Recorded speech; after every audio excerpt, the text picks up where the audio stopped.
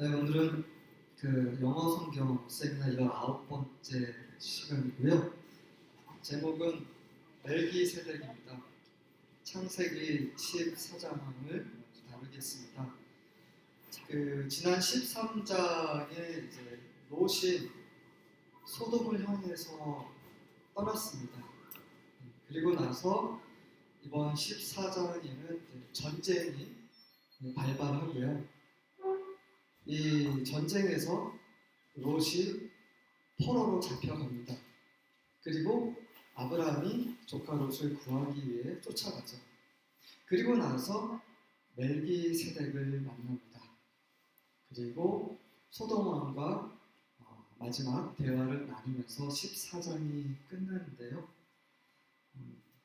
오늘은 좀 이렇게 늦게 시작해서 조금 더 속도를 내보도록 하겠습니다. 14장 하면 이렇게 전쟁 이야기가 있기 때문에 사람들은 전쟁 이야기 아닌가라고 생각하는데, 물론 전쟁이 있습니다. 하지만 그 전쟁의 주인공은 1절부터 17절까지 보시면 이제 롯입니다. 롯이 전쟁이 발발한 이유들 중에 하나죠. 그리고 나서 아브라함이 그 전쟁에서 승리하고 나서 소돔 왕과 만나는 그 장면이 21절과 24절입니다. 14장은 24절로 되어 있는데 17절과 21절은 자연스럽게 연결됩니다. 그래서 이 중간에 삽입이 돼서는 안 됩니다. 그런데 삽입이 되죠. 18절, 19절, 20절이 중간에 삽입이 됩니다. 나중에 자세히 보시겠지만 이 18절부터 20절은 여기 삽입이 될 이유가 전혀 없는 부분입니다. 이 부분이 왜 삽입이 되었는가? 바로 멜기세덱을 소개하기 위한 거죠. 이 14장이 가장 중요한 부분이 멜기세덱입니다. 18절, 19절, 20절 부분입니다. 갑자기 멜기세덱이 등장하는데 멜기세덱에 대한 배경 설명이 전혀 없이 등장합니다. 그리고 구약에서 멜기세덱이라는 이름이 등장하는 것은 딱 한 군데, 시편 110편입니다. 그리고 구약에는 전혀 언급이 되지 않습니다. 그러다가 신약에 딱 한 서신서에 언급이 되는데 그것이 바로 히브리서죠. 그래서 많은 사람들이 멜기세덱을 굉장히 신비스럽다라고 생각을 하면서 연구를 많이 했는데, 어떤 학자들은 멜기세덱이 셈이라고 해요. 셈. 노아의 첫째 아들 셈. 이 당시까지 셈은 살아 있었을 것입니다. 나이를 계산해 보면. 근데 그 근거로는 그 1전에 제가 소개드렸던 제셔라는 그 외경이 있습니다. 그 외경에 이 똑같은 이야기 나오면서 이 멜기세덱을 셈으로 소개를 하고 있습니다. 그래서 셈이라고 주장하는 학자들이 있고, 어떤 사람은 그냥 그 당시 살렘 왕이었다라고 말하는 사람이 있고, 어떤 사람은 그 예수님이 성육신 되시기 전에 나타나신 거다라고 말하는 사람이 있고, 또 어떤 사람은 미가엘이라는 천사장이다라고 얘기하는 사람이 있는데, 과연 누구일까 살펴보도록 하겠습니다. 먼저 1절부터 17절까지 전쟁 이야기를 먼저 통과를 해보겠습니다. And it came about in the days of Amraphel, king of Shinar. 자, 시날이라는 그 왕, 그 이름이 암라펠인데, 이 시날이라는 곳 하면 떠오르는 장소가 있죠. 그 노아함수 끝나고 나서 많은 사람들이 니므롯이 이끌어서 시날 평야로 갑니다. 동쪽. 그 시날 평야에서 뭘 지었어요? 바벨탑을 쌓죠. 이 시날인 것은 바벨탑이 있는 그 바벨론을 가리킵니다. 그 바벨론 왕이 먼저 등장을 해요. 그리고 나서 아리오 킹 오브 엘라스라는 왕이 있고, 그돌라오메 킹 오브 엘람, 엘람 왕 그돌라오메가 나옵니다. 엘람은 누군지 기억나시는 분 계시나요? 셈의 장남입니다. 셈의 장남이에요. 다시 말해서 셈의 자손에서 왕이 나온 거죠. 그돌라오메. 그다음에 티더 킹 오브 골, 그건 이제 가나안 족속입니다. 이 네 명의 왕이 다스리고 있을 그 시대에 어떤 일이 일어났냐면 they made war. 그들이 전쟁을 일으킵니다. 누구와? 베라 king of 소돔, 소돔 왕 베라와 with Bersha king of 고모라, 고모라 왕 베르샤와 시납 king of 아드마, 아드마 왕 시납과 샤메버 king of 제보임, 제보임의 왕 샤메버와 그리고 벨라, 벨라의 왕, 벨라는 바로 조아. 조아는 어떤 곳이 있냐면 롯이 저기까지 너무 비옥하구나 해서 그가 아브라함을 떠나서 간 곳이 바로 조아죠. 조아, 소알이라고 되어 있지만 자, 이렇게 해서 그 4명의 왕과 5명의 왕이 전투를 벌였다라고 일단 인트로덕션 소개를 하고 있는 구절입니다. 그래서 지도를 보시면 자 제가 이제 지도를 계속 이제 소개해 드리잖아요. 되게 이해하시는 데 도움이 많이 되실 거라고 생각이 됩니다. 지금 보시면 엘람, 셈의 장남이죠. 엘람.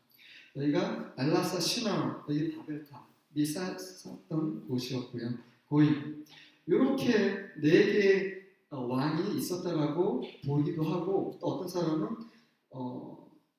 이 중에 어떤 왕은 여기까지 올라갔다라고 되어 있긴 한데 뭐가 정확히 맞는지 모르지만 어쨌든 이 유프라데스 강과 티그리스 강 가장 비옥한 이 지역에 이제 4개의 왕국이 자리 잡고 있습니다. 여기 우라고 보이시죠? 아브라함의 고향이죠. 아브라함이 이곳에서 나왔던 것입니다. 이 4 지역의 왕과 여기 보시면 이게 그 요단강이죠. 이게 가나안입니다. 여기는 사해죠. 이게 요즘 말하면 사해입니다.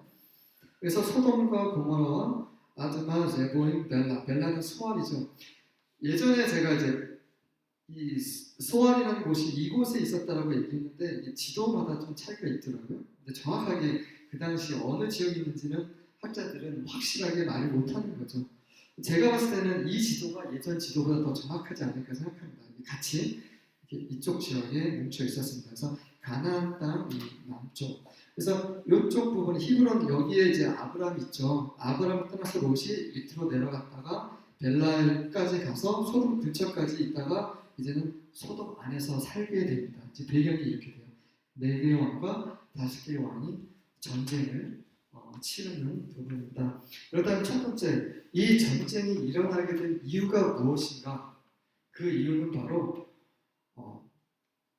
이 4개의 왕, 그돌라오멜, 그 엘람 왕 그돌라오멜이 연합군이 이제 전쟁을 치르는 이 모든 국가들이 민족들이 악했기 때문입니다.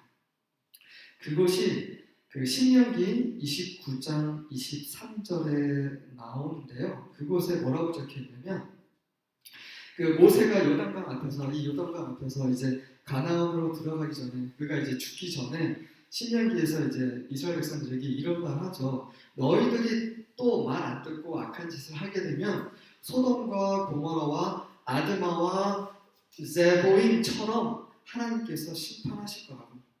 그렇게 신명기 29장 23절에 기록되어 있습니다. 왜 그들을 하나님의 왜 엎으셨냐면 바로 그분이 그 진노하셔서 그분의 진노 때문에 이들을 심판하셨다라고 기록이 되어 있습니다. 그래서 너희들도 하나님께 대적을 하고 반역하고 불순종하면 이 나라들처럼 될 거야라고 모세가 얘기를 하고 있어요. 다시 말해서 이 전쟁의 원인을 모세가 얘기를 하고 있는 겁니다. 그들이 악했기 때문에. 그래서 이 첫 번째 이 전쟁의 원인은 이들이 악했기 때문입니다. All these came as allies to the valley of Siddim, that is the Salt Sea. 지금으로 말하면 소금 바다, 다시 말해 사해죠, 죽은 바다.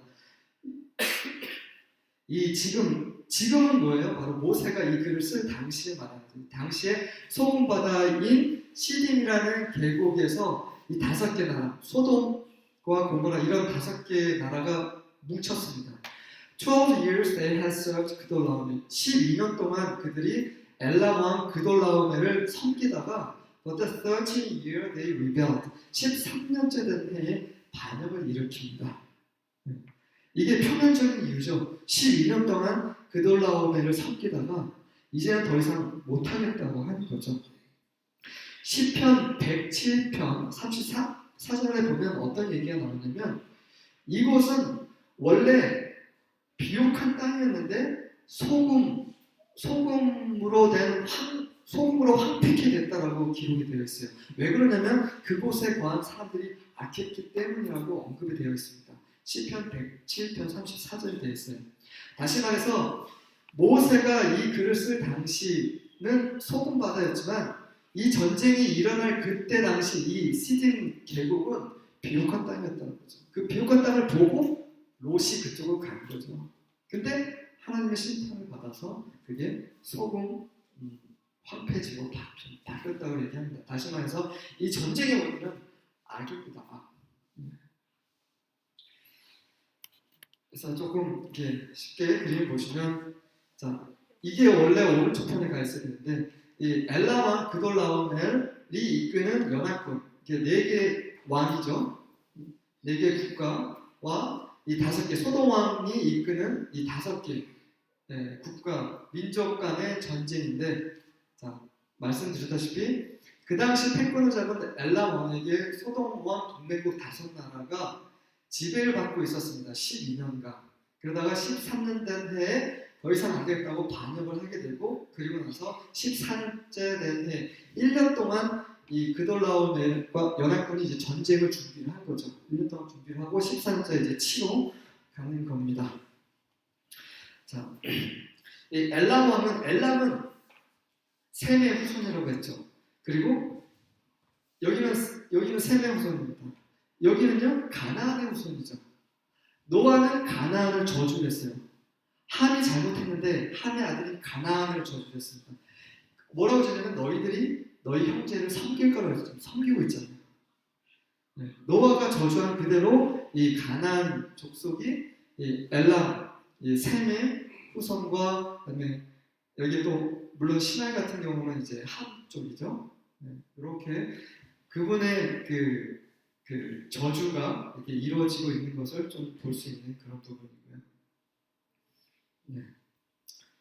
그리고 이제 보시면 아시겠지만 이제 아브라함은 어디에 있었습니까? 이 엘라몬 이쪽 엘라몬 동맹국 그 밑에 있었죠. 다시 말해서 아브라함이 있었던 그의 고향은 정치적으로든 경제적으로든 종교적으로도 굉장히 발달된 곳이었다는 것입니다. 그곳 출신이었고요. In the 14th year, 14년째 되던 해에 그돌라오멜 and the kings that were with him, 그돌라오멜과 그와 함께하는 왕들이 came and defeated the Rephaim in Ashtoreth-Kanaim. 이 아슈트레-카나임이라는 지역에 있는 루파임이라는 그런 족속을 defeated, 무찌릅니다. And the Zumim in Ham, 함에 있는 Zumim을 무찌르고, the Emim in Shave-Kiriathaim, 샤베-키리아타임에 있는 에민 족속을 무찌르고, the Horites in the Mount Seir, 세일이라는 곳 산에 있는 호라이 족속과 as far as 엘파란, which is by the wilderness, 광야 옆에 있는 엘파라는 곳까지 뻗어 나갑니다. 이제 이 말은 뭐냐면, 자, 지금 루파임하고 이런 지금 민족들이 나오는데요. 이 민족들은 아까 언급됐던 소돔왕 동맹국하고 전혀 상관없는 나라들이에요. 근데 이들하고 지금 전쟁을 붙겠다고 나섰는데 그들하고 먼저 싸우질 않아요. 중간에 다른 민족들하고 먼저 전투가 벌어집니다. 근데 이 족속들은 어떤 족속이냐면 바로 네필림 족속들이에요. 네필림 족속이 딱 중간에 버티고 있었습니다. 그래서 오늘 제가 성경을 준비했는데요. 그 르바 족속은 네필림입니다. 그 신명기 2장 10절부터 11절에 뭐라고 되어 있냐면 이 에민 족속이 네필림이라고 적혀 있고요. 그 다음에 그 아낙 족속이라고 들었죠. 아낙 족속이 이제 네필림인데 아낙 족속과 이 루파임 족속이 같은 족속이라고 언급이 되어 있습니다. 그들은 수가 많고 굉장히 강력했다라고 언급이 되어 있고요. 한 구절만 찾아보겠습니다. 신명기 3장을 한번 같이 읽어보겠습니다. 신명기 3장 11절입니다. 신명기 3장 11절.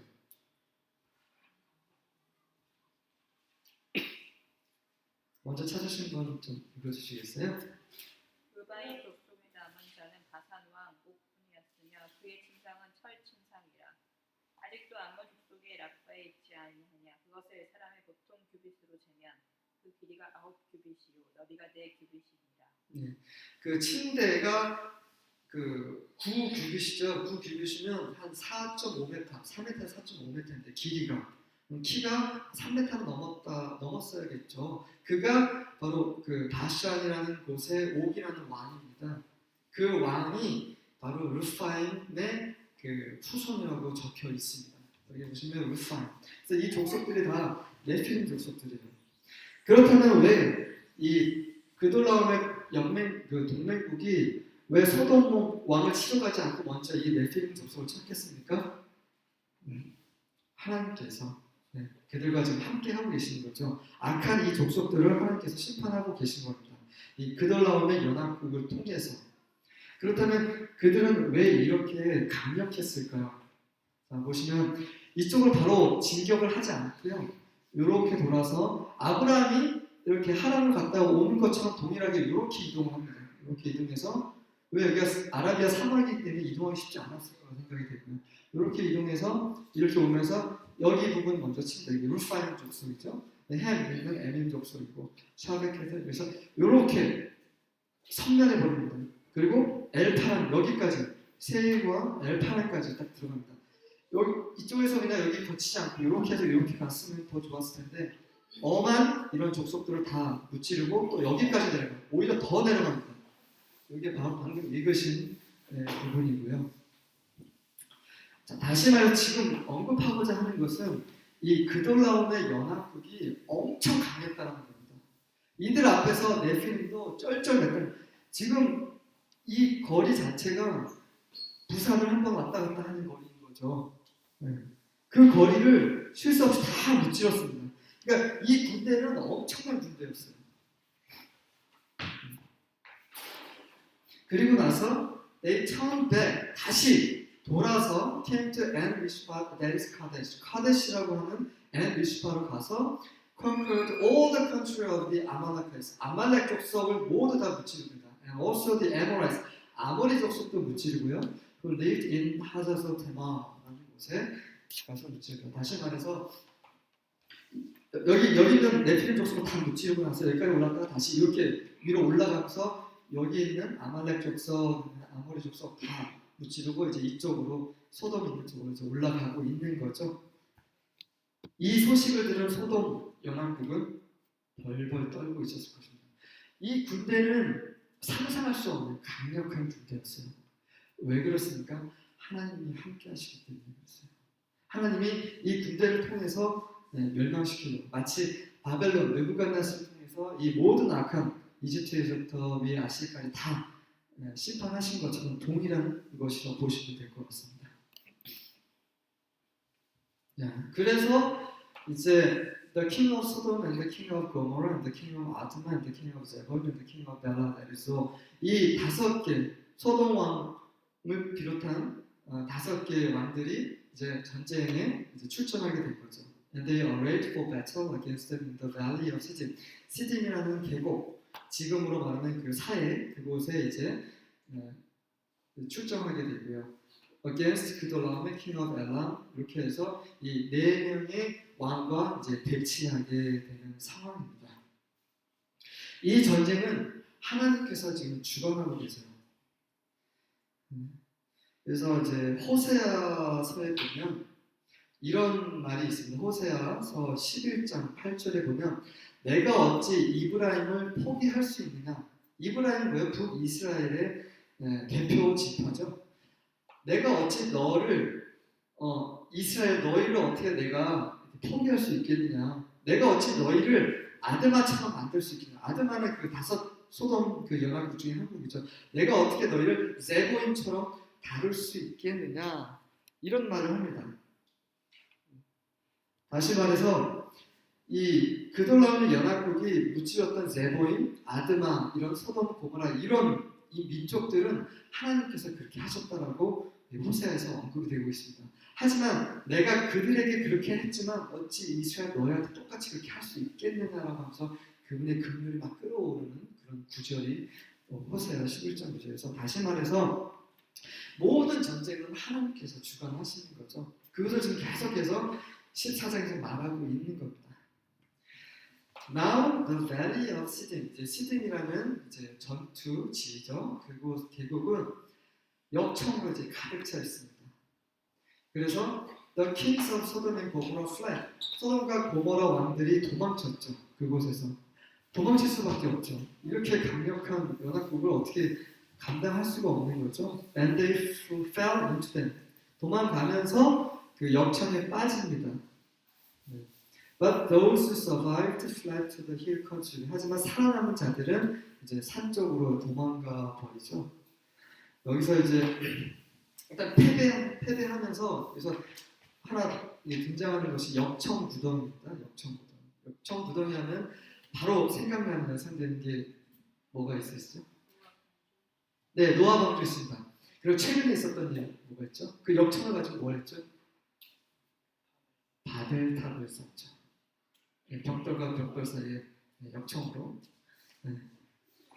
바벨론의 그 잔재, 하나님을 반역하려고 하는 그 잔재가 여전히 그쪽에 많이 남아 있었던 거죠.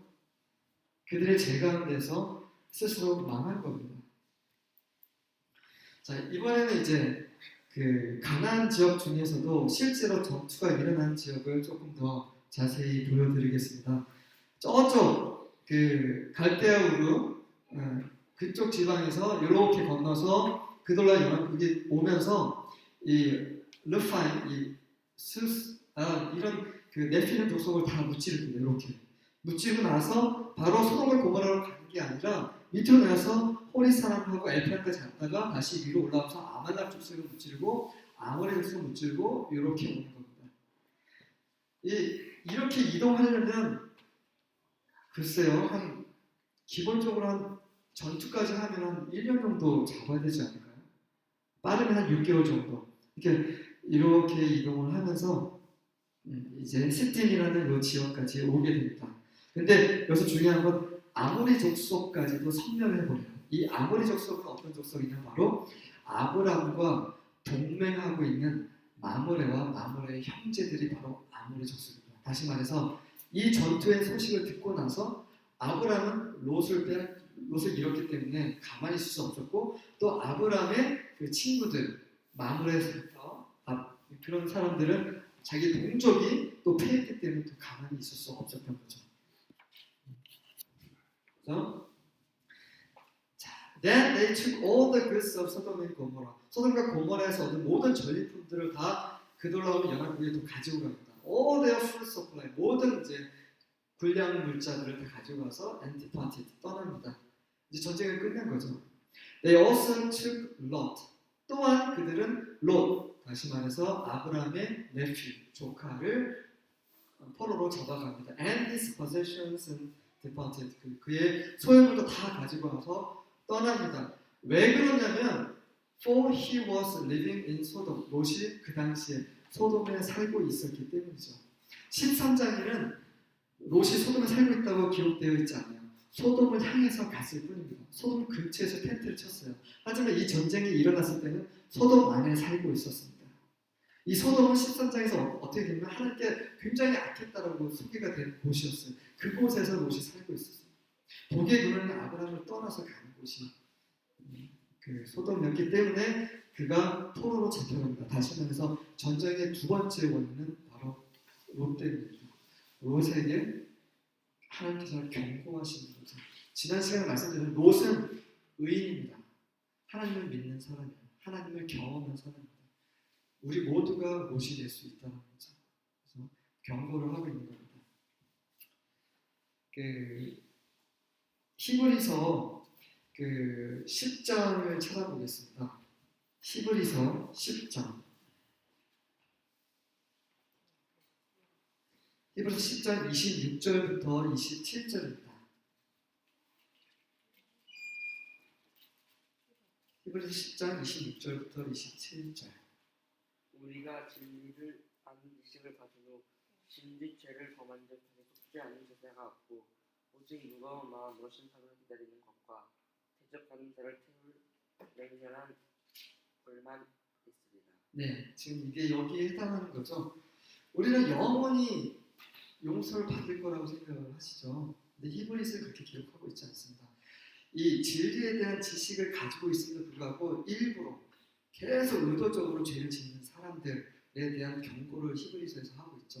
그래서 어떻게 되냐면 더 이상 그들의 죄를 위한 그 희생 제물이 더 이상 남아있지 않다고 얘기합니다. 그들에게 남은 것은 심판하고 맹렬한 불밖에 없다라고 언급이 되어 있습니다.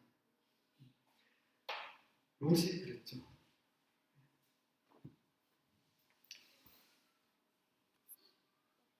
그래서 이곳 시틴 계곡에서 전투가 벌어지고 중요한 것은 이 그돌라면 연합국이 롯을 데리고 이렇게 올라갑니다. 다시 왔던 길로 올라가서 여기 단이라는 지역까지 올라가게 되고 이 올라가는 중에 이제 여기에서 헤브론에서 살고 있는 아브라함이 이 소식을 전달받게 됩니다. Then a fugitive came. 도망자, 그 전투에서 도망한 자가 와서 told Abram the Hebrew. 히브리인 아브라함에게 말을 합니다. 여기서 히브리인이라는 말이 처음 등장하죠. 히브리인은 강을 건너다, 강을 건넌 사람이죠. 자기 고향을 떠나서 온 사람이라는 겁니다. Now he was living by the oaks of Mamre, the Amorite. 그렇죠? 아모리 족속, 아모리 사람 마므레의 상수리 나무 옆에서 살고 있었어요. 그리고 아모리 족속의 그 마므레는 바로 brother of Eshcol. 에시콜이라는 사람이 형제고, 또 brother of Aner, 아너라는 사람이 형제입니다. And these were allies with Abraham. 이들이 바로 아브람과 동맹을 한 사람들이죠. 아브람은 조카를 잃었고, 그다음에 이 세 사람 형제들은 자기 동족이 전쟁에서 피한다는 사실을 이제 듣게 됩니다. 그래서 가만히 있지 않았겠죠. When Abraham heard that his relative had been taken captive, 아브람이 그의 친척, 다시 말해서 조카가 포로로 잡혀갔다는 소식을 듣자, he led out his trained men. 그는 그가 훈련한 남자들을 데리고 born in his house. 그 남자들은 바로 자기 집, 아브람의 집에서 태어난 자들입니다. 그럼 어디서 태어났겠어요? 어느 집에서 태어났을까요? 우르입니다. 우르에서 태어나서 자란 사람들, 그 사람들을 데리고 하란 가서 하란에서 다시 이 가나안으로 온 거죠. 왜냐하면 아브라함은 하우스, 집에서 살지 않았습니다. 텐트에서 살았습니다. 318명입니다. And went in pursuit as far as Dan. 그리고 단까지 쫓아갑니다. 이 집에서 태어나서 훈련된 남자들이 318명이라는 것은 무엇을 뜻하는지 혹시 아시나요? 318이라는 숫자, 적은 숫자를 뜻합니다. 적은 숫자죠. 생각해보세요. 그 네필림 족속을 다 무찌르고 아말렉, 아몬 족속 다 깨부시고 소돔 5개 연합국까지 다 무찌른 이 그돌라면 연합국가 고작 318명 하고 전투하겠다는 말이 안 되는 거예요. 그럼 지금 아브라함이 지금 무슨 생각을 하고 있는 거예요? 아브라함이 이집트에서 배운 공과가 떠오른 거죠. 아, 하나님 나와 함께 하시는구나. 그죠? 나를 저주하는 하나님께 저주하시고 나에게 복을 주신다고 하셨구나. 난 그것을 이번에 이집트에서 체험을 했어. 이번에는 나는 달라. 하나님이 나와 함께 하시면 내가 믿어 하고 일어선 거죠. 그리고 자기의 어떤 무력이나 힘으로 하는 게 아니라 하나님과 함께 싸우러 가는 겁니다. 지금 이것을 지금 성경에서 말을 하고 있는 거죠. 아브라함과 함께했던 사람들, 아브라함의 식솔들이 총 몇 명 정도 됐을까요? 이제 318명이면 대충 나오죠. 거기에서 3이나 한 5를 곱하면 됩니다. 1000명에서 1000명에서 2000명 사이입니다. 그러니까 아브라함은 만만한 상대가 아니었어요. 가나안에서 텐트 치고 장막 생활을 하고 있지만 그에 따른 식솔은 1000명 이상이 됐어요. 지금 전쟁에 나갈 수 있는 이 1000명, 파란 청년들이 318명이나 됩니다. 그럼 그들의 형제나 누이나 부모까지 다 합치면 한 1500 정도 되지 않을까 생각이 되죠. 만만하지 않은 그 중에서 318명만 데리고 단으로 올라갑니다. 자, 이 그돌라면 연합국이 이 단까지 올라가는데 보시면 아브라함은 헤브론에서 소식을 듣고 여기 요단강을 건너서 이렇게 쫓아 올라갑니다. 여기 단이 있죠. 그 단까지 쫓아 올라가게 되는 거죠.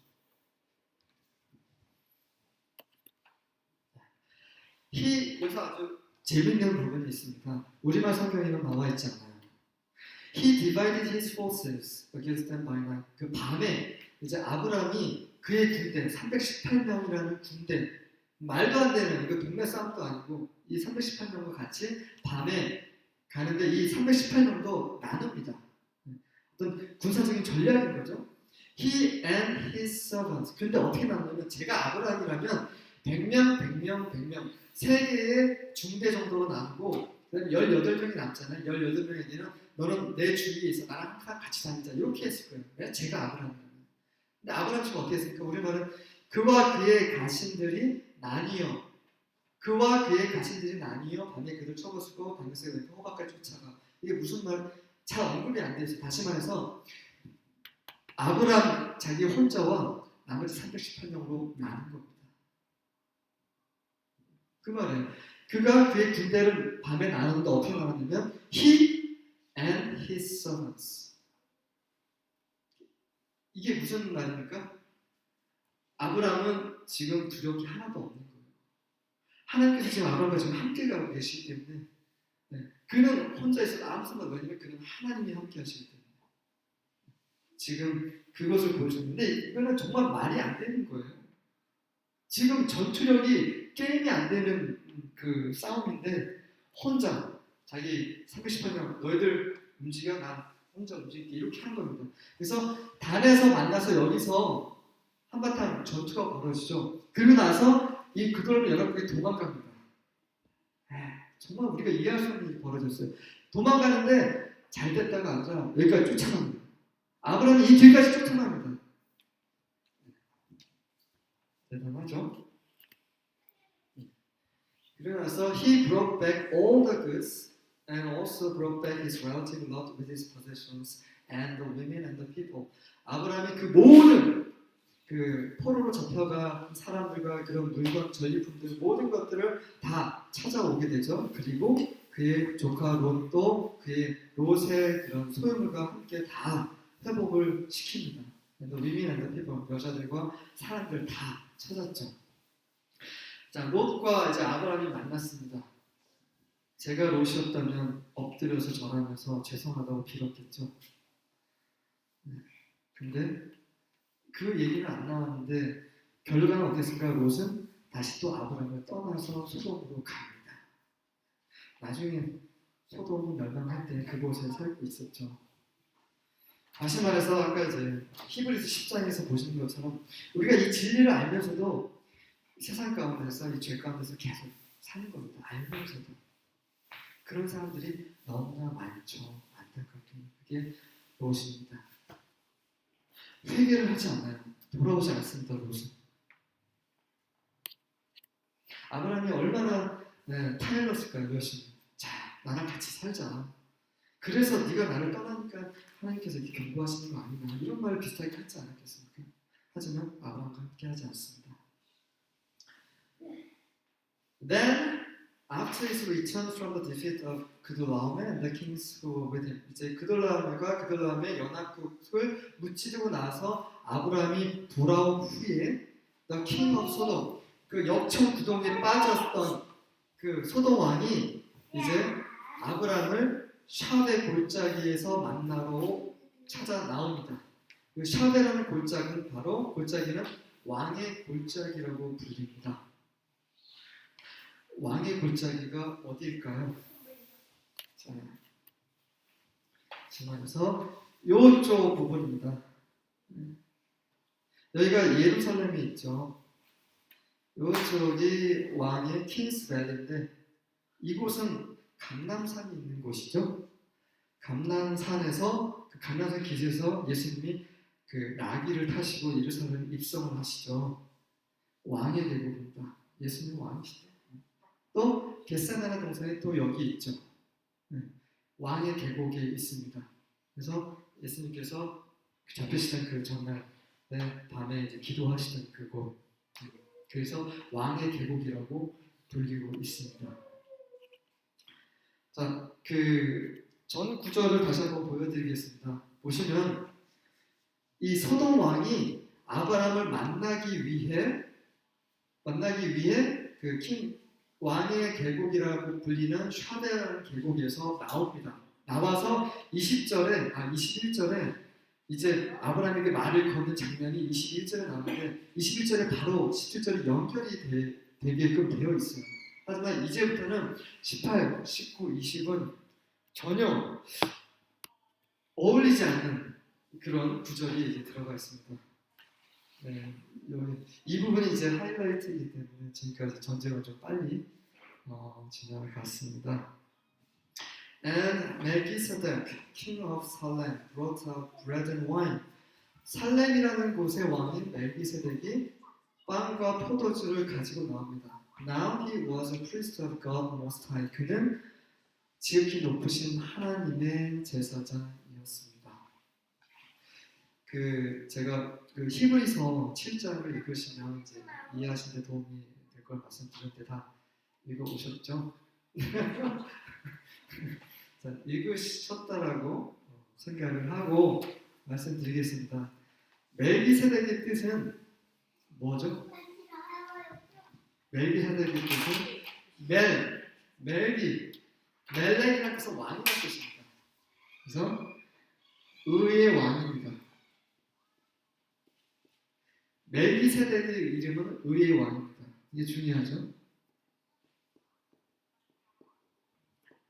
그 다음에 이 멜기세덱은 살렘이라는 곳의 왕입니다. 이 살렘, 예루살렘의 이 살렘은 평화를 나타냅니다. 평화. 그래서 살렘의 왕이라는 것은 평화의 왕입니다. 예수님의 칭호죠. 의의 왕, 평화의 왕.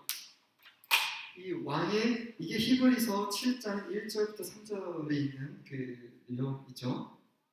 이 왕이 아무 배경 없이 빵과 포도주를 가지고 옵니다. 뭐 아브라함이 배고파서 그 허기 때우려고 가지고 왔겠습니까? 아니죠. 그 이유가 뭐였겠어요? 지금 이 모든 전리품을 다 아브라함이 회복을 했어요. 전투에서 이겨서 회복을 했기 때문에 그는 먹기에 충분한 사람이었어요. 아브라함 그 당시에.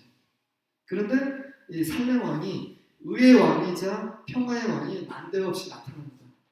나타나서 아브라함에게 이제 빵과 포도주를 가지고 오죠. 근데 그는 왕이 뿐만 아니라 제사장인데 누구의 제사장이냐면 지극히 높으신 하나님의 제사장입니다. 이 God Most High, 지극히 높으신 하나님이 여기서 처음 등장하는 거죠. 다시 말해서 지금 온 우주의 중심이 바로 여기에 있습니다. 이 살렘에 있습니다. 그 아론의 제사장 체계에서는요, 제사장이 왕이 될 수가 없고요, 왕이 제사장이 될 수가 없습니다. 그래서 이스라엘 초대 왕인 사울이 사무엘을 기다리지 않고 제사를 드렸지 않습니까? 그래서 사무엘이 뭐라고 했어요? 네 왕권이 이제 너와 가까운 자에게 갈 것이다. 다윗에게 갈 거라고 얘기하는 거죠. 왕은 절대 제사장이 될 수가 없습니다. 하지만 멜기세덱은 왕이면서도 제사장이라는 거죠. 자, 여기까지 말씀드리고 두 번째, 그가 왜 빵과 포도주를 가지고 왔을까? 그것도 다음 슬라이드에 좀 설명을 드리겠습니다. 힌트를 드리면 떡과 포도주는 승리의 상징입니다. 승리의 상징. 떡과 포도주는 승리의 상징입니다.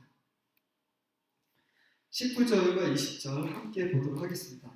멜기세덱이 나타나서 왕이면서 제사장인 멜기세덱이 he blessed him, 아브라함을 축복합니다. 하면서 말하기를 Blessed be Abram of God Most High, 지극히 높으신 하나님의 아브람 축복 받으시오.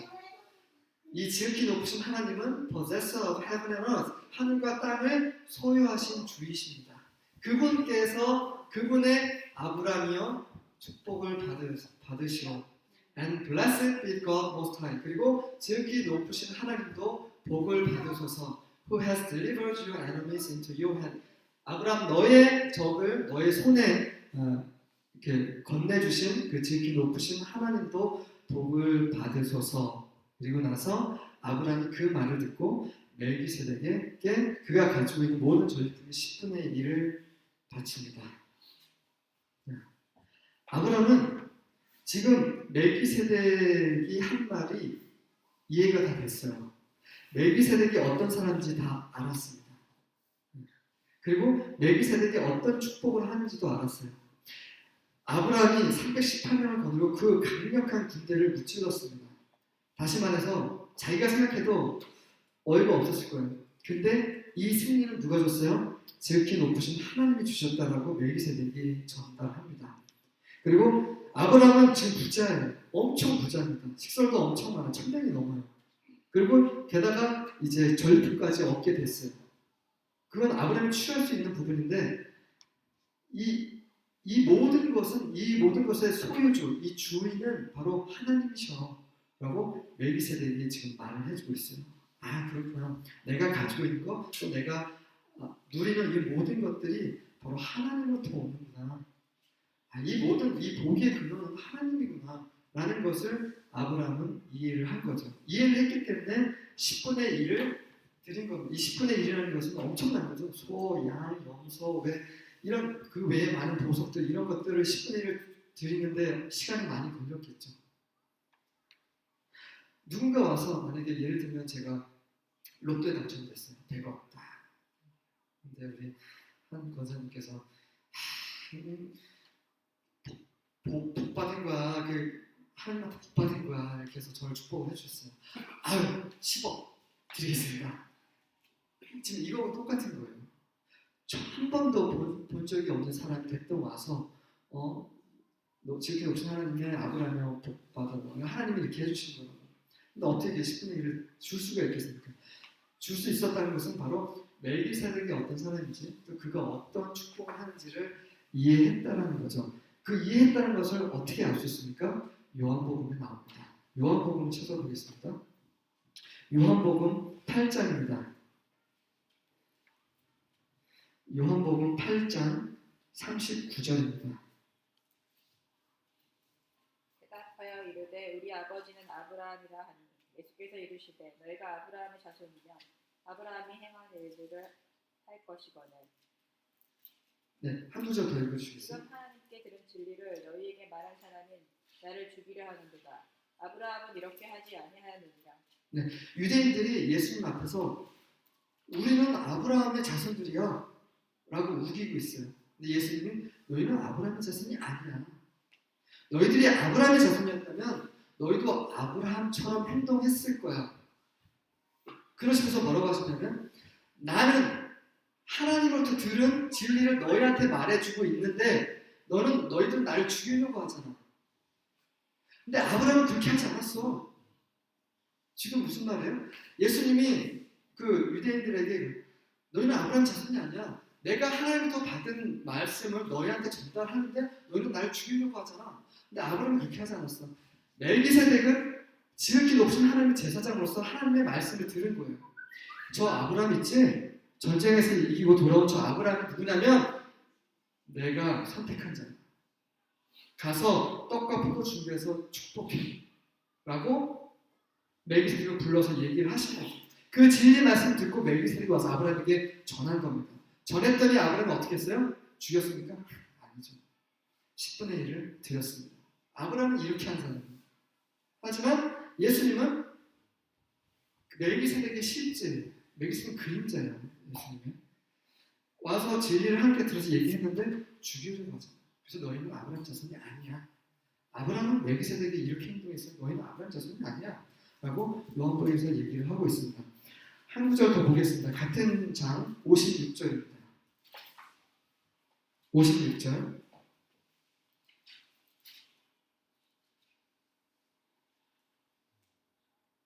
요한복음 8장 56절입니다. 읽어주시겠어요? 너희 조상 아브라함은 나의 때에 볼 것을 즐거워하다가 보고 기뻐하였느니라. 네. 아브라함은 예수님이 뭐라고 하셨냐면 아브라함은 내가 내 때 내가 이제 살아서 이렇게 사역하는 예수님께서 2000년 사역하신 이 때를 생각하면서 기뻐했다는 거예요. 그리고 그것을 보고 또 기뻐했다는 거예요. 두 가지의 기쁨이 있어요. 생각을 하면서 아 예수님 메시아가 오실 거라고 생각하면서 기뻐했고 또 눈으로 직접 확인하고 기뻐했습니다. 그럼 처음에 그 생각은 어디서 나온 거예요? 멜기세덱에서 나온 거죠. 멜기세덱의 떡과 포도주를 보면서 아하 뭔가를 하나님께 계시를 받았죠.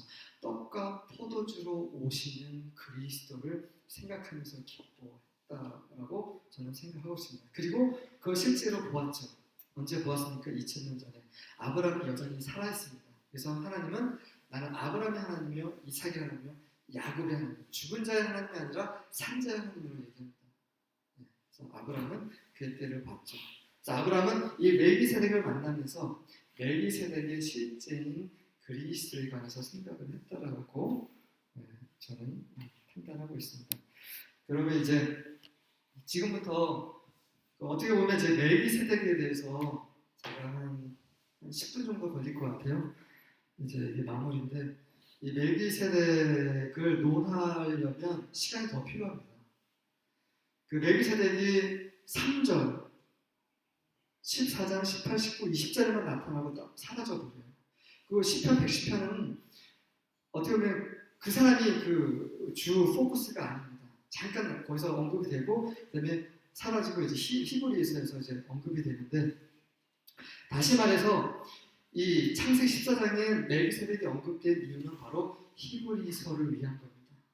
히브리서 7장에 대해서 멜기세덱에서 많이 언급이 되지만 또 그 전에 5장 6절에도 언급이 되고 있어요.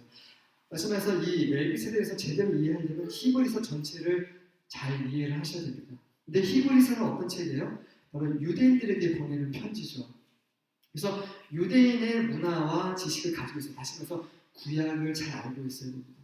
근데 구약을 잘 알려면 어떻게 돼요? 구약은 신약 안에서 다 성취가 되죠. 그래서 신구약 통틀어서 이 성경 전체에 대한 조망이 있어야 멜기세덱을 제대로 알 수가 있어요. 그래서 하지만 이제 이 짧은 시간에 제가 최선을 다해서 멜기세덱에 대해서 소개를 드리도록 하겠습니다. 차트를 제가 이제 준비했는데 이 선은 영원이라는 시간입니다. 시작도 끝도 없는 영원이라는 시간이라고 생각을 해보시기 바랍니다. 하나님은 영원하신 분이시죠. 하나님은 계시없습니다. 하나님이 영원하신 분이기 때문에 하나님은 영원히 보좌 할 제사장이 필요하죠. 그게 바로 멜기세덱입니다. 그 요한이 본 그 하나님의 보좌 주위에 24장로가 있죠. 하나님은 혼자 계시지 않습니다. 그분의 보좌에 앞에는 7 횃불이 있고 하나님의 영을 가리키는 4개의 그룹들이 있고 24장로들이 있고 수천의 그런 천사들이 있고 그래서 하나님은 영원하신 분이고 이 시간과 관계없는 영원이라는 시간에 멜기세덱이 존재합니다. 히브리서 7장에 그렇게 언급이 되어 있어요. 아비도 어미도 없고 족보도 없고 시작도 끝도 없는 영원한 제사장이라고 얘기하고 있습니다. 멜기세덱은 영원한 제사장입니다. 시간과 상관없습니다. 이 초록색 띠는 이제 시간입니다. 이 아담을 창조하신 때부터 이제 새하늘과 새 땅이 도래하기 직전까지 시간으로 보시면 시작과 끝이죠. 자, 이 영원한 하나님의 제사장인 멜기세덱이 아브라함과 어느 시점에서 만납니다. 이 시점은 언제냐면 이 처음에 세상이 창조된부터 2000년이라는 시간이 흐른 시간이죠. 창조돼서 1000년쯤에 노아가 있었고 노아부터 1000년이 흐른 게 아브라함이 있어요. 그러니까 2000년이 지난 후에 이 영원한 대제사장 멜기세덱이 아브라함과 잠깐 만나는 장면이 나오죠. 그리고 나서 이제 아론과 그 후손 제사장 그 체계가 이제 등장합니다. 이미 제사장 체계는 이미 존재했습니다. 영원이라는 시간 가운데서 멜기세덱이 대제사장으로서 존재하고 있었어요. 그 중간에 모세가 있을 그 시점에 이제 이 시간 안에서 제사장 체계가 소개가 됩니다. 그리고 나서 시편 110편에 이렇게 예언이 나옵니다. 어떤 예언이냐면 너는 멜기세덱의 반차를 쫓은 영원한 대제사장이 될지라라고 하나님의 맹세가 시편 110편에 나옵니다. 그리고 나서 그렇다면 멜기세덱의 반차라는 건 뭐냐면 멜기세덱 다음으로 제사장을 할 사람입니다. 그러니까 아론과 아론의 제사장 체계는 멜기세덱과 아무 상관이 없어요. 아무 상관이 없습니다. 그리고 하나님께서는 시편에서 맹세를 하세요. 멜기세덱 다음에 올 제사장에 대해서 하나님께서 언급을 하십니다. 그 시점이 어느 시점이에요? 예수님의 부활입니다. 예수님은 그분이 죽고 부활하시면서 대제사장이 되셨어요. 그분이 이 땅에 오셔서 대제사장이 되신 게 아닙니다.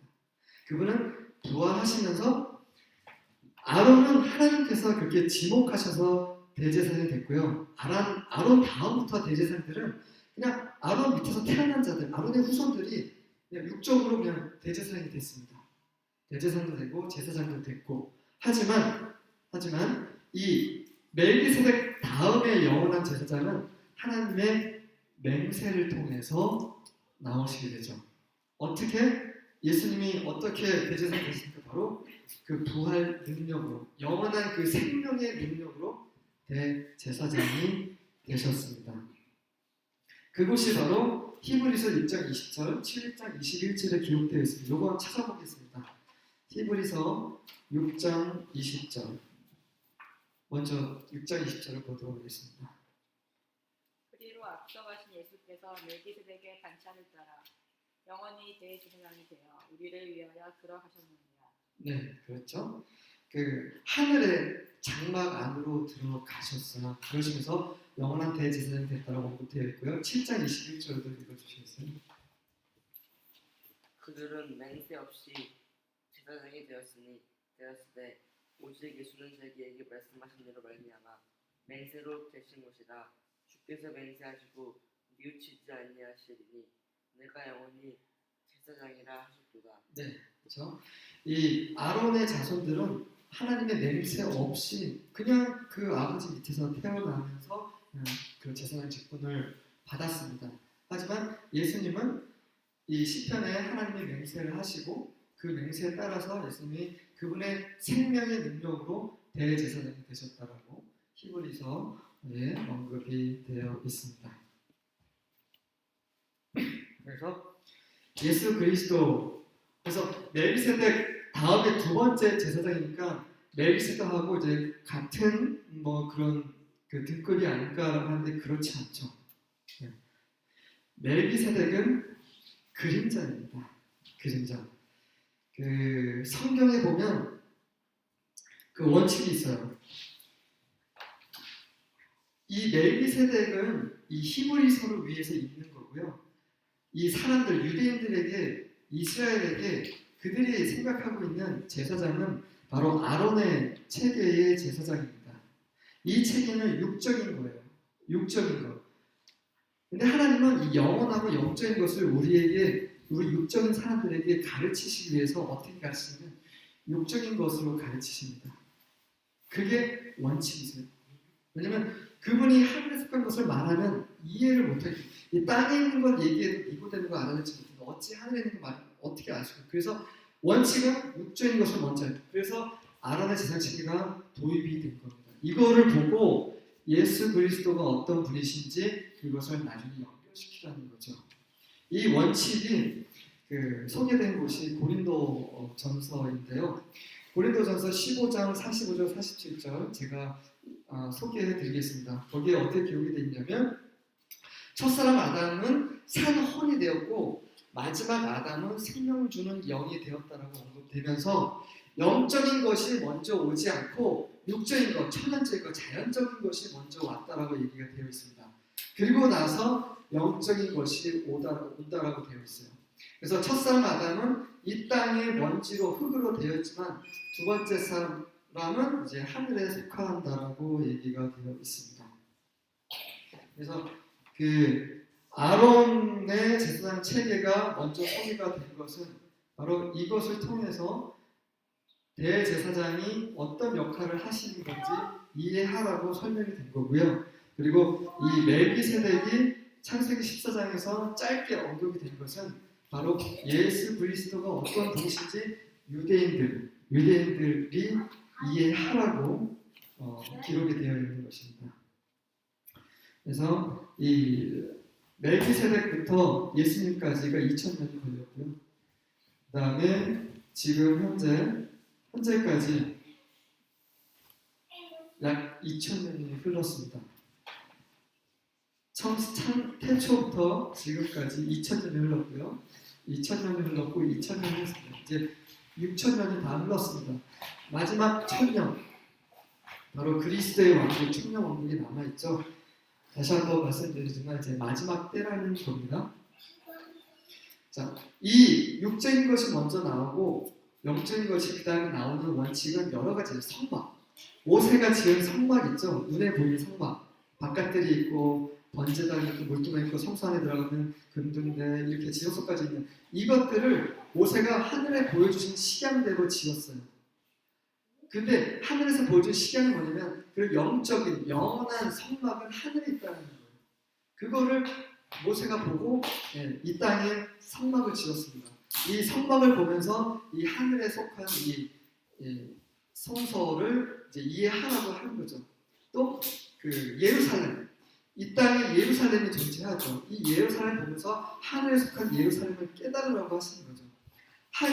하갈은 율법을 대표합니다. 나중에 나오겠지만 이집트에서 얻은 요정 하갈이 아브라함을 통해서 이스마엘을 낳죠. 이 하갈은 율법, 영적인 그 율법을 상징하고 있고, 그다음에 아브라함의 아내 사라는 바로 하늘에 속한 새 예루살렘을 상징하고 이런 식으로 또 부모 관계도 마찬가지예요. 우리가 부모를 섬기는 거, 왜 부모에게서 우리가 태어나고 이런 부모와 자식 간의 관계는 또 하나님 아버지와 우리의 관계, 영적인 것을 가르치기 위한 거고, 부부 간의 관계도 마찬가지예요. 그러니까 머리가 남편이 아내를 사랑하고 아내가 남편을 섬기는, 존중하고 딸을 순종하는 이런 것은 또 그리스도와 교회의 관계, 영적인 것을 보여주시기 위해서 이 성경 전체는 이런 원칙으로 계속 이루어지고 있습니다. 그래서 아론이 먼저 아론의 제작체가 먼저 세계가 되고 예수에서 나온 것은 바로 이런 원칙이었다는 거고요. 네. 지금 시간이 없어서 많이 힘드시죠? 그래서 이거는 제가 나중에 공지해 드리겠습니다. 그래서 멜기세덱과 그리스도의 공통점이에요. 공통점이 뭐냐면 멜기세덱과 예수 그리스도 똑같이 의의 왕이십니다. 그리고 평화의 왕, 평강의 왕이세요. 그리고 왕이시면서 동시에 제사장입니다. 원래 하나님이 원하신 것은 왕과 제사장이 같은 존재예요. 그리스도라는 뜻은 기름 부음 받은 자입니다. 구약에서 기름 부음 받는 자는 누구예요? 왕과 제사장이죠. 그 둘이 하나였습니다. 그리고 이 멜기세덱과 그리스도는 영원한 제사장이에요. 이 시간의 제한을 받지 않는 제사장입니다. 그리고 아론과 전혀 상관없는 제사장이고요. 근데 물과 포도주로 축복하신 거죠. 그래서 물과 포도주가 아니라 떡과 포도주죠. 제목 기억했습니다. 떡은 예수님의 살, 몸이죠. 우리를 위해. 그리고 포도주는 그분의 피를 가리킵니다. 새 언약을 이끄신 그분의 물과 포도주 상징하죠. 그래서 이 멜기세덱을 보면 예수님의 모든 것이 다 이 안에 있습니다. 그래서 이스라엘 유대인들이 예수 그리스도가 전혀 이상한 사람이 아니라, 이상한 분이 아니라 너희들 멜기세덱 잘 알고 있지?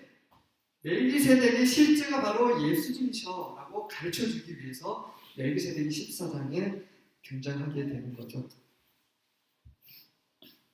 이제 마무리 장입니다. king of Sodom said to Abraham. 그리고 나서 이제 소돔 왕이 아브라함에게 말합니다. 자, 보십시오. 멜기세덱이 18, 19, 22장에서 등장하지만 전혀 상관없이 빠져버렸어요. 소돔 왕이 17절에 아브라함을 만나려고 나왔더라라고 되어 있고, 그 다음에 바로 나와서 하는 말이 Give the people to me and take the goods for you. 이 사람들은 나에게 주고 이 전리품은 네가 다 가져 라고 제안을 합니다. 다시 말해서 우리 한 편이 되자는 거예요. 자, 아브라함이 전쟁에서 한 번 이겼지만 그 놀라운 연합군이 가만히 있겠습니까? 다시 또 쳐들어오겠죠. 그러려면 아브라함을 지지할 수 있는 지원병이 있어야 됩니다. 그래서 소돔 왕이 제안을 하는 거예요. 자, 우리 같은 편이 되자고. 하지만 아브라함은 그 소돔 왕을 위해 전쟁에 나간 것이 아니죠. 그래서 아브라함 said to the king of Sodom, 아브라함이 소돔 왕에게 이런 말 하죠. I have sworn to Yahweh God Most High. 아브라함이 여호와라는 이름만 알고 있었는데 그 살렘왕 멜기세덱이 지극히 높으신 하나님을 소개를 했습니다. 그리고 나서 아브라함이 그 말을 듣고 그 말에 아멘하고 그 말을 그대로 다시 소돔 왕에게 선포합니다. Possessor of heaven and earth, 하늘과 땅을 소유하신 지극히 높으신 여호와께 내가 맹세하노니 I will not take a thread or sandal stone or anything that is yours. 너의 것은 신발, 뭐 끈이라도 내가 가져가지 않겠다. 왜냐하면 for fear you would say I have made Abraham rich. 내가 아브라함을 부자가 되게 만들었어라고 네가 말을 못하게 하기 위해서 네 것은 아무것도 내가 손대지 않겠소라고 말하고 있습니다. 근데 보시면 멜기세덱이 한 말 그대로 반복하고 있어요. 만약에 아브라함이 멜기세덱을 만나지 않았더라면 아브라함은 어땠을까요? 그러면 다 갖기는 뭐하고 반씩 나눠주다라고 했을 수도 있어요.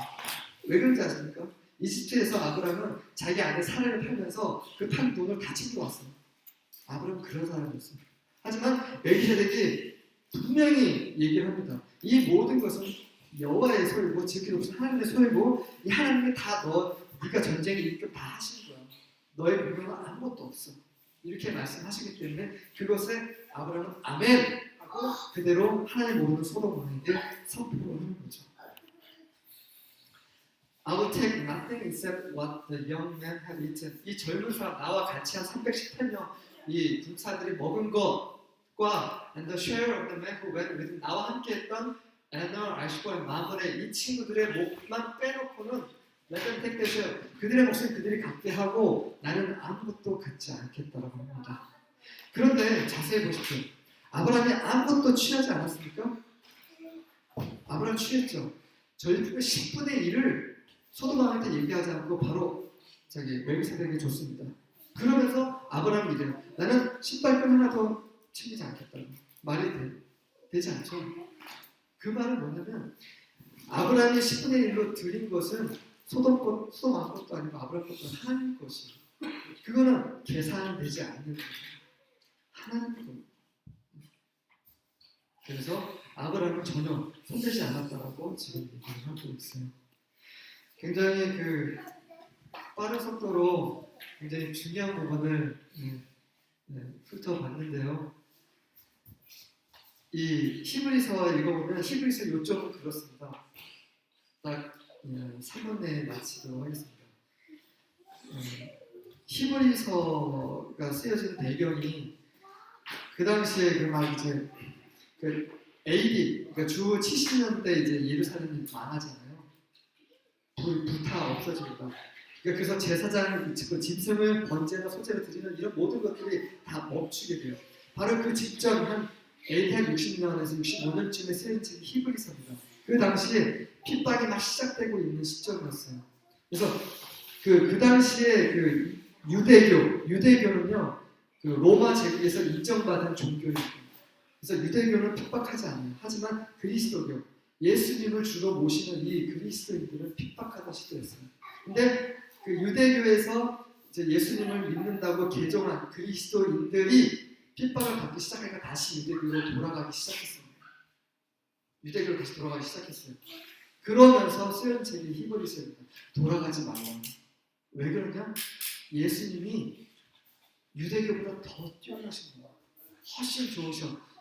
천사들보다 더 뛰어나시고 제사장, 선지자보다 더 뛰어나. 율법보다 더 뛰어나. 근데 왜 돌아가려고 해? 좋은 걸 놔두고 너희들이 지금 피를 흘리면서까지 핍박을 받는 상황이 지금 아니잖아. 돌아가지 말고 예수 그리스도를 주목해. 지금 그 말을 하고 있는 겁니다.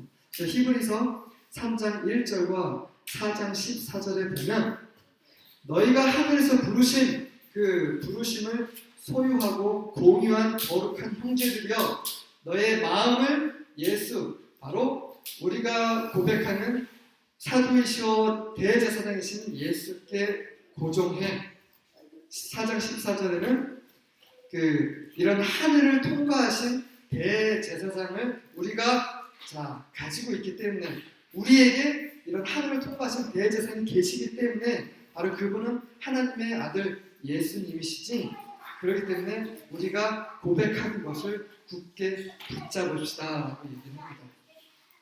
그래서 멜기세덱이 등장하고 예수님께서 이런 멜기세덱의 단철처럼 대제사장이 그분의 생명의 능력으로 되신 것은 그래서 하나님 보좌 우편에 지금 앉아 계시잖아요. 앉아 계신 이유는 바로 우리에게 대제사장으로서 역할을 하고 계시는 거죠.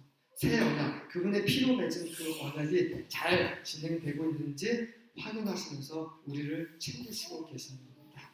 그래서 우리는 세상으로 떠난 롯도 아니고 유대교로 돌아가는 그런 뒤로 떨어져 나가는 그런 사람들이 아니라 마지막 그날까지 대제사장님께 고정을 하고 우리의 신앙생활을 하라는 뜻에서 멜기세덱과 히브리서가 기록이 되었습니다. 네, 고생하셨습니다.